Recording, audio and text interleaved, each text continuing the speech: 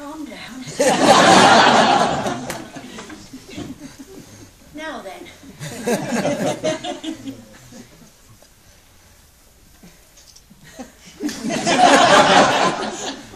If you're expecting a bonk buster, this isn't for you. There's no bonks. There are very few busts. One little problem I've had with Always You, Edina, which was totally unforeseen, is that friends have rung me up and said that they can't find Always You, Edina.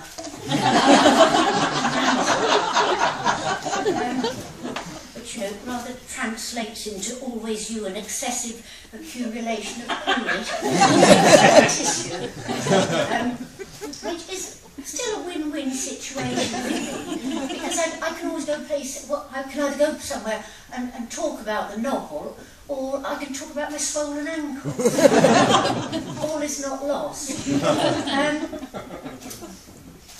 I'm absolutely thrilled to be here. This is the first London reading, the first actual reading from Always You, Edina, and just a very little bit about the story.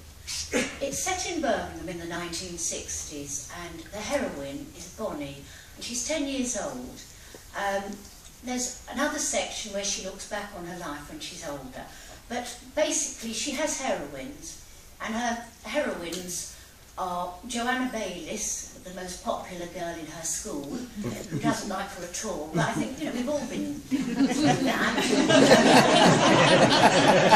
I certainly have, and still am going through that. You know, I see somebody, and as soon as they don't like me, I think they're great.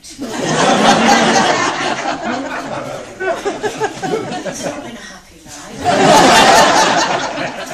So, anyway, she also loves her Aunt Ed, the Edina of the title.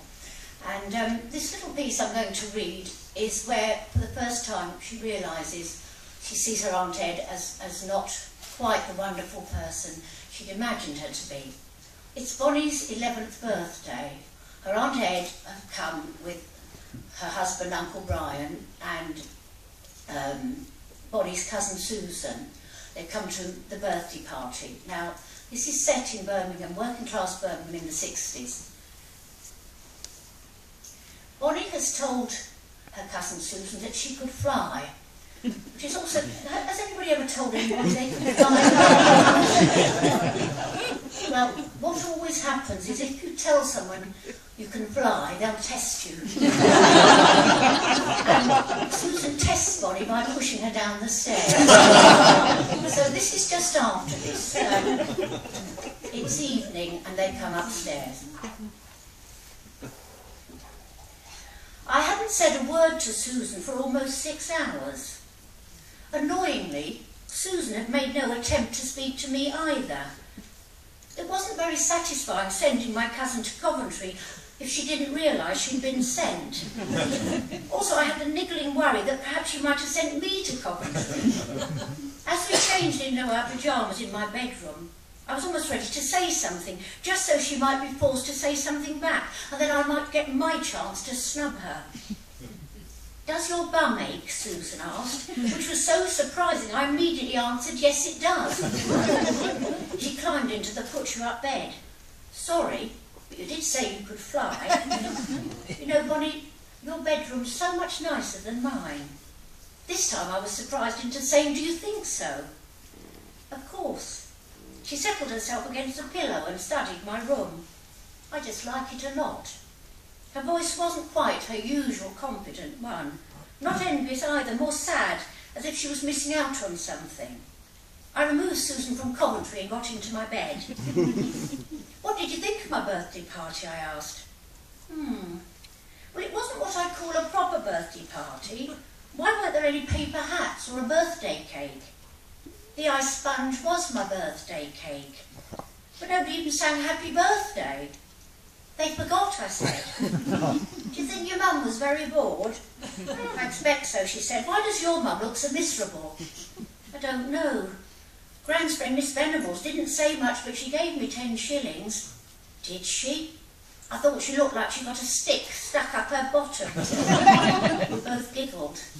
I helped my mum choose your handbag, Susan said. Do you really like it? I love it. I've never had a handbag before. It's real leather, pink's a multicolour. Is it? I wriggled my toes under the light weight of my patchwork blanket. Suddenly I was very happy. My room seemed as snug as I'd hoped it would.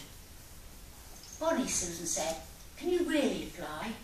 Of course I can. Then why didn't you, when I pushed you down the stairs? I couldn't be bothered.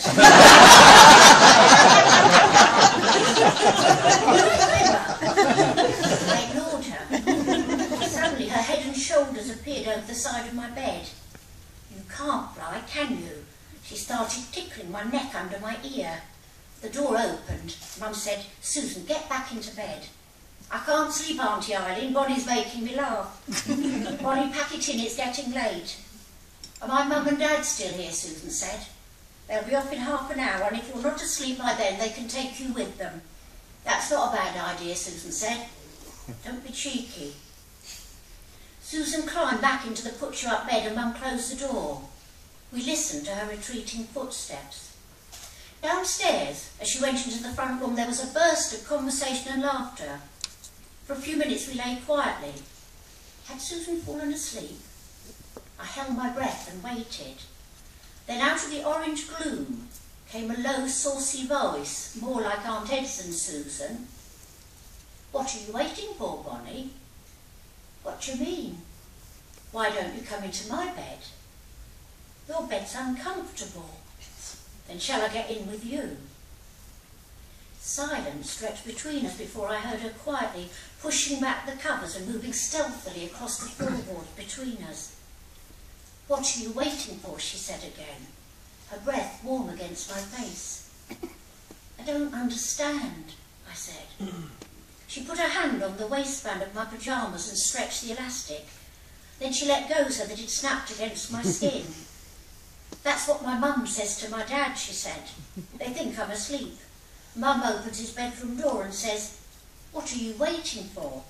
Sometimes she calls him Big Boy. Well, he is a big chap, I said. No, she's talking about his tinky. His what? My voice came out as a squeak. His tinky. Men have tinkies, we have minkies. That's disgusting. I squeeze my knees and thighs together to hold on to the spasm of excitement. What does he say when she says that? Susan laughed. Usually, Ed, go back to bed, please. Susan walked her fingers over my pyjama jacket, probing between the buttons. Susan sucked titty, she said. I gasped, excited but embarrassed as well. Titty was a rude private word. I'd heard Gran use a few times, always to be shushed by Mum. Suck, a word never used at all except in connection with boiled sweets. Susan opened 2 buttons and stroked my chest. I did the rest of my buttons. I was so hot. I felt like a bright red balloon stretching bigger and tighter. Yum yum, Susan said. She giggled. I groaned, and then I froze. Over Susan's head I saw my bedroom door swing open. Frantically I pushed her head aside. I haven't finished. I want to see if there really is a bruise on your bottom, she said. She tried to slide her fingers into my pyjama trousers, and then she felt my fear, and she looked where I was looking, at Aunt Ed standing in the doorway, holding her red winkle picker shoes in her hand. Mum, Susan whispered. Aunt Ed switched on the light. She smiled at us. She put her shoes down on the floor and stepped into them. Her lips were slightly parted, her eyes huge, no colour in them except black. Suddenly, as if somewhere in the house a starting pistol had been fired, Aunt Ed sprinted the few feet between us. Susan clung to me. I tried to hold her, but I was no match for a furious Aunt Ed. She grabbed hold of the neck of Susan's pyjama jacket, and as if Susan weighed no more than a rag doll, lifted her off the bed before dropping her. Susan sprawled face down on the floor. You dirty little beast, Aunt Ed screamed. Her red shoes taking on a life of their own, their sharply pointed toes hammering into my cousin's shoulder blades and back. And then my dad was in the room. On the floor, Susan was trying to crawl under my bed, one arm shielding her face. "Don't, Mummy," she whimpered. Dad scooped Susan up, using his body as a shield from Aunt Ed. She pummeled his back, yelling, "Put her down, she's my daughter." Aunt Ed's spittle sprayed the back of Dad's shirt. "Calm down, Ed," he said, "calm down." My dad sounded completely calm, as if he was absent-mindedly quieting a wild animal, and then he was out of the door. For a second, Dad and the bundle that was Susan were framed against the light from the stairwell. The light was blotted out as Aunt Ed rushed after them, her arms raised, her hands clenched into fists. I heard the noise they made racing down the stairs, Dad's slippered feet thumping, Aunt Ed's shoes pattering, but a furious, chasing pattering. Thank you.